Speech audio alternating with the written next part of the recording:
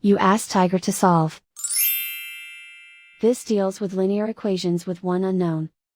The final result is x equals 3. Let's solve it step by step. Group all x terms on the left side of the equation. Subtract 3x from both sides. Group like terms.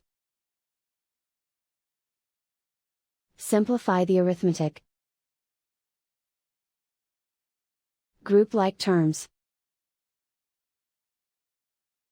Simplify the arithmetic. Group all constants on the right side of the equation.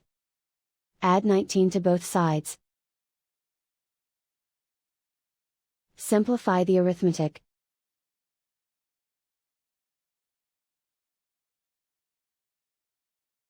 Isolate the x. Divide both sides by 3. Simplify the fraction. Find the greatest common factor of the numerator and denominator. Factor out and cancel the greatest common factor.